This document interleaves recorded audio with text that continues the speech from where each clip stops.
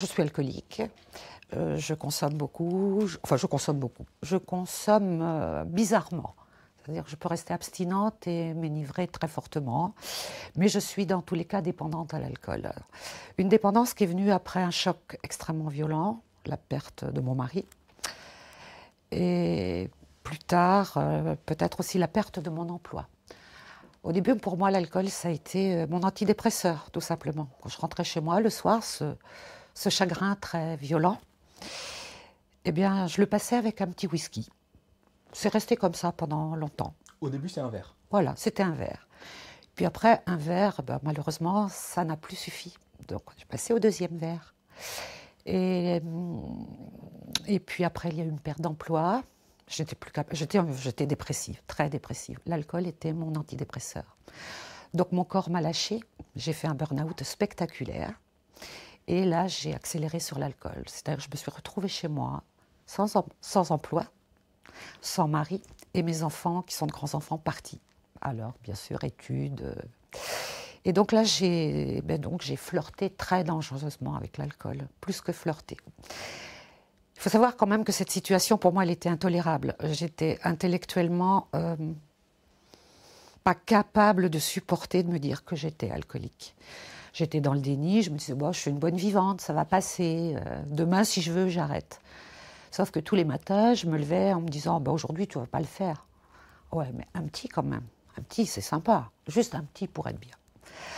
Et ça a empiré. Alors, il faut savoir qu'on va rarement, très rarement, en tout cas, moi, je ne l'ai jamais entendu dire, en marche arrière. Un verre, on passe à 2 verres, on passe à 3 verres.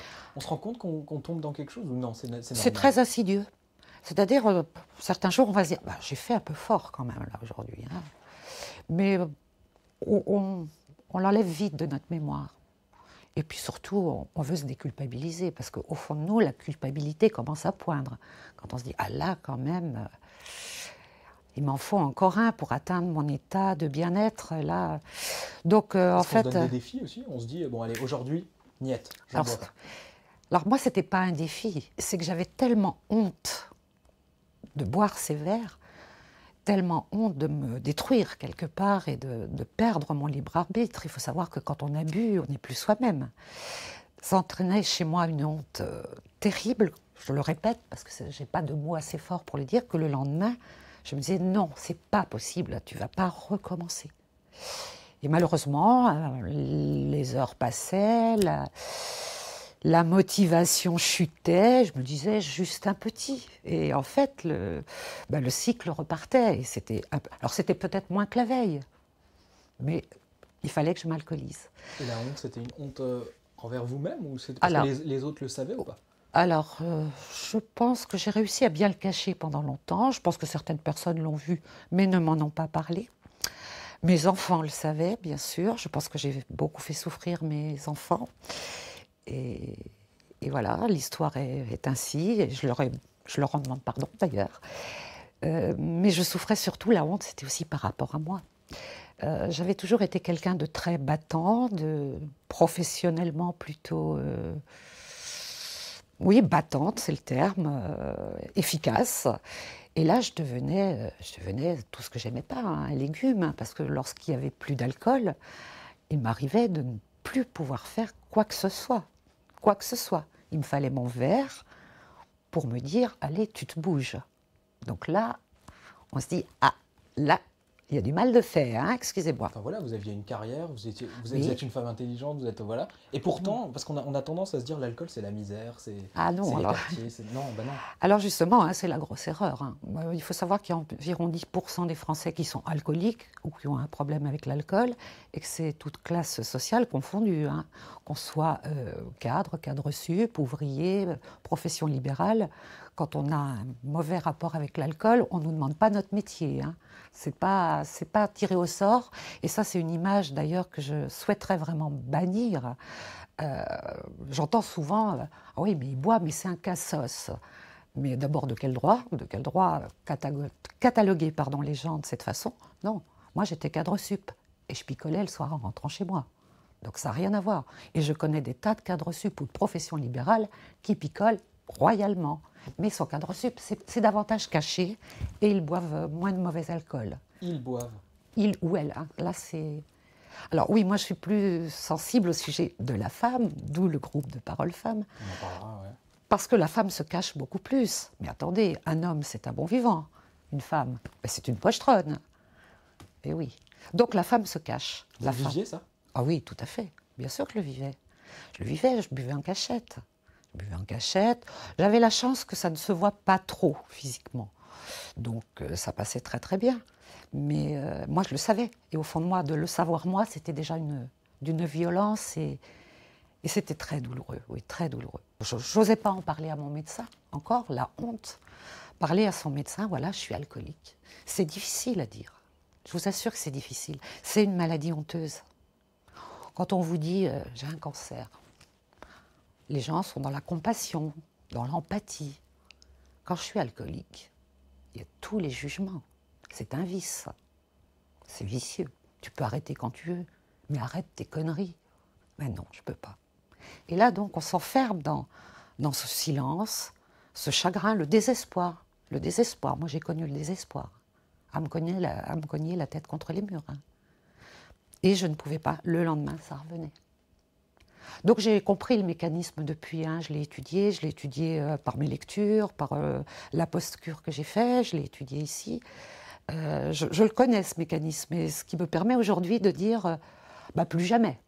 Aujourd'hui, je dirais plus jamais. Mais c'est difficile. Donc, pour revenir à l'AMPA, c'est une amie alcoolique elle-même qui m'en parle un jour, je ne connaissais pas. Hein.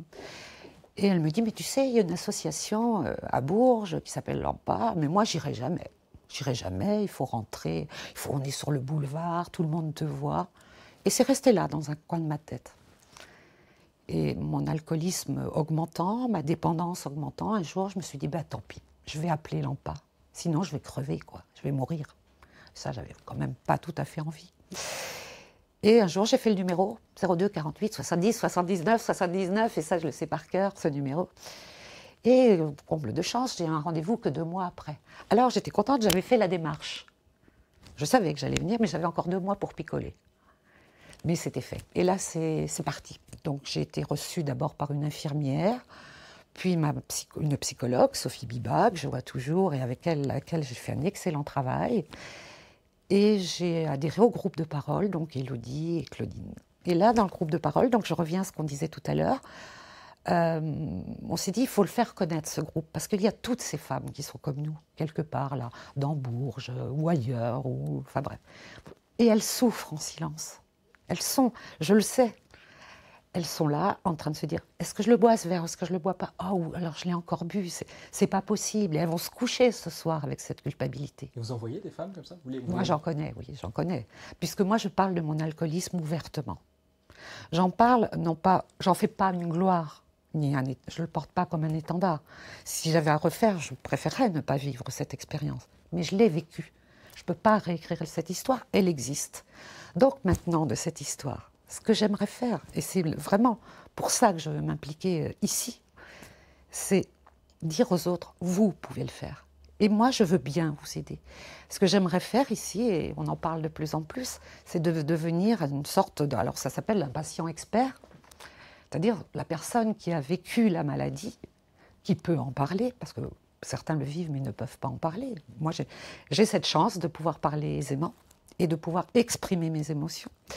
Et donc, voilà, c'est ça que j'aimerais faire. C'est dire à toi, si tu me regardes là en ce moment, que tu regardes l'émission, que tu as un problème d'alcool, mais contacte-nous. Parce qu'avec nous, ici, tu vas parler, tu vas pouvoir dire, tu vas pouvoir cracher le morceau, là, dire, oui, il n'y aura pas de jugement, parce qu'on y est passé. Parce qu'on sait, on sait tout ça. Donc c'est ça que je veux faire, réellement. Même intervenir sur d'autres groupes, des personnes qui sont encore en cours de ce qu'on appelle aujourd'hui la réduction des risques. On ne parle pas spécialement de ne plus jamais boire d'alcool du tout. Ça peut faire peur. Moi, ça m'a fait terriblement peur. Mais plus jamais, quoi. Plus jamais. C'est quand même agréable de savoir boire un verre. Moi, je me suis dit plus jamais. Mais on peut aussi se dire simplement, moi, je vais réduire ma consommation. C'est déjà un pas. C'est ce qu'on appelle la réduction du risque.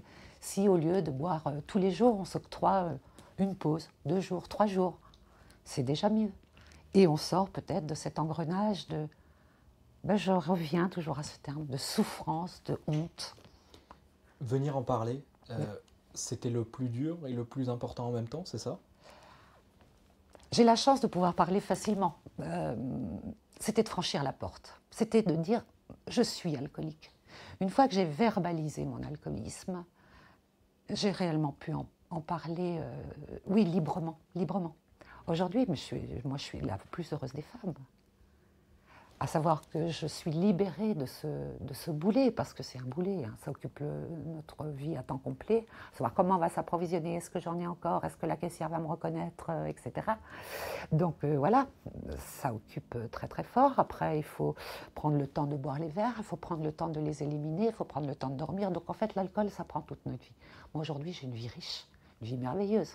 Donc voilà, je fais des tas de choses dont je me privais, puisque je n'avais plus la force. Je ne vivais qu'en fonction de l'alcool. Quasiment. Quasiment. J'exagère, mais quasiment. Aujourd'hui, mais je découvre la liberté. J'ai plus besoin de savoir si j'ai de l'alcool, si je vais pouvoir en boire, quelle heure il est. J'ai retrouvé des tas d'activités, je fais de la sophrologie, je fais des tas de choses. Et je viens à l'AMPA dans cette idée vraiment d'aider les autres. Ça veut dire que vous êtes guéri? Je suis guérie, oui, on va dire que je suis guérie. Tout en étant vigilant, parce que je sais, et là je vais le ressortir quand même, mon petit truc, il y a une maladie très grave qui s'appelle la stacose. Vous la connaissez, vous, cette maladie, la stacose? Non. Bah, c'est à cause qui ne fait pas beau que je bois aujourd'hui. On aura toujours une cause. Et donc, je suis très vigilante à ça, et ça, c'est un petit conseil que je peux donner à ceux qui sont même peut-être déjà dans la même situation que moi. Pensons bien à la stacose. En effet, la stacose, c'est à cause que mon fils travaille mal. Il y aura toujours une cause. Donc il faut réellement prendre... Alors, oui, autre chose, un petit truc aussi que j'ai fait, je me suis fabriqué des ancrages, c'est-à-dire des choses que j'avais jamais pu faire quand j'étais sous état alcoolique. J'ai mesuré la joie, ça c'est un souvenir très très fort, donc je vais en parler.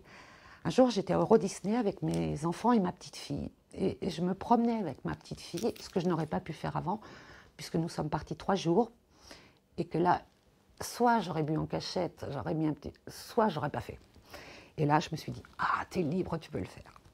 Et j'ai passé un long moment avec ma petite fille, et j'ai ancré ce moment de bonheur. Je me le suis ancré en analysant tout ce que je ressentais à ce moment-là. Et c'était tellement merveilleux, ce bonheur, cette liberté mesurée. Cette liberté que j'aurais peut-être pas mesurée si j'étais pas passée par ce démon alcoolique. Je me la suis gardée. Et quand j'ai des moments de doute, je me remets dans le contexte exact de cette remontée d'Euro Disney avec ma petite fille. Et cette émotion forte et douce revient en moi. Et l'envie d'alcool s'en va immédiatement. Alors ça, c'est des petits trucs. On l'apprend ici? Mais... On l'apprend ici? Non, je l'ai appris ailleurs. Je l'ai appris ailleurs, mais je le redonne ici. De se faire un ancrage, de ce moment. Enfin, et je m'en suis fait une multitude. Mais celui-là, ça a été le plus fort, donc j'en parle. Et vous le redonnez parce qu'aujourd'hui, vous avez la capacité ici de le redonner parce que vous êtes bénévole? Voilà, exactement. Ouais, j'en parle en groupe de parole, je donne des petits trucs comme ça. Ils m'ont même surnommé un peu le gourou, hein, parfois. Hein. Mais bon, c'est des petits trucs, ça marche. Alors après, chacun, c'est une boîte à outils. Hein. Chacun prend son petit truc. Mais oui, je trouve qu'on a des retours sympathiques par rapport à ces échanges féminins. Et pourquoi vous êtes bénévole ici? Pourquoi aider ceux qui j'ai déjà été dans une situation que vous avez connue? Justement, parce que je l'ai connu et que je connais leur souffrance. J'ai déjà été bénévole dans une autre association, mais je n'avais pas connu réellement la situation des personnes qui demandaient de l'aide. Là, je l'ai vécu. Et qui peut mieux qu'une personne qui a vécu la situation? Alors, bien entendu, les professionnels sont au top, mais, et heureusement pour eux, ils ne connaissent pas exactement le ressenti de la maladie alcoolique. Et tant mieux, tant mieux. Donc c'est pour ça que je veux passer du temps ici. C'est réellement une relation d'aide vers les femmes. Les messieurs aussi, hein, j'ai rien contre les messieurs, mais je sais la douleur de la femme. C'est quoi cette douleur de la femme qui boit? C'est beaucoup plus de honte, je pense. Beaucoup plus. Beaucoup. Pourquoi? Mais toujours, je reviendrai sur le statut de la femme. Une femme se doit d'être la maman, l'image. Et remarquez dans tous les reportages que vous allez voir, ou les films, la femme est toujours dévalorisée par l'alcool. Un homme, on va plus en rire, même si c'est grave aussi, et ça, j'en suis bien convaincue. La femme, on va C'est une image. La femme qui a bu, imaginez, une femme qui a bu, c'est quelqu'un qui n'a plus son libre arbitre. Ça peut être une femme facile, ça peut être une femme qui se laisse aller. L'homme n'aura jamais cette image-là. L'image de la femme alcoolique est extrêmement dégradante. Et donc, c'est vers les femmes, oui, que je mène mon combat, et même si au sein de l'AMPA, mais quasiment au quotidien. Alors, pas au quotidien, hein, j'en fais pas, je ne parle pas que de ça, hein, j'ai d'autres. Mais je détecte très rapidement. Ça, c'est je sais pas, un autre sens, un sens que j'ai développé. Une personne en difficulté. Et quand je lance la conversation sur l'alcool, j'ai très souvent des retours. Ah oui, t'as parlé d'alcool, est-ce que moi je pourrais t'en parler? Je connais quelqu'un. Et parfois je me dis, ça serait pas toi par hasard? Voilà mon engagement au sein de l'AMPA. Vous leur dites quoi à ces femmes alcooliques? En général, ben, tu veux en parler, ben, pose-moi des questions. Moi, je ne peux pas en parler d'emblée comme ça en racontant mon histoire. Dis-moi quel est ton problème. Et après, oui, je vais recommander l'AMPA. Alors, le numéro de l'AMPA, je l'ai donné des dizaines de fois. Alors, pas spécialement pour mais des personnes qui connaissaient des personnes, etc. Est-ce qu'on vous fait plus confiance parce que vous l'avez vécu, cette situation? Ces femmes-là, elles vous font confiance? Oui, oui, parce qu'on est des copines de galère. Oui, parce qu'on parle le même discours. Et parce que je crois que oui, je suis... Alors, comment dire? Je suis plutôt une réussite de réinsertion, pas professionnelle, mais je dirais sociale. Parce que je me suis tournée vers énormément de choses. J'ai rencontré tas de nouvelles personnes. Alors j'ai éliminé un petit peu. Alors éliminer, le mot est un peu fort. Je fréquente un peu moins les personnes qui s'alcoolisent. Parce que quand on s'alcoolise, on a un petit peu tendance à fréquenter des gens qui s'alcoolisent eux-mêmes. C'est plus confortable. Donc oui, j'ai changé d'hygiène de vie. Et la réinsertion sociale, c'est le but ultime quand on sort de là. Ah, bah tout à fait, hein, parce qu'on est complètement au banc de la société. On s'y met aussi. Hein. Mais parce qu'on n'a pas d'autre intérêt que notre bouteille. Donc on n'a rien à raconter. Puis les autres ne nous intéressent pas. Hein. Quand je vous dis que c'est une vraie galère, c'est plus qu'une galère. Il n'y a que la bouteille. Ouais, je dirais qu'il y a bien 80-85% du temps qu'il y a la bouteille. Voilà. Merci. Je vous en prie.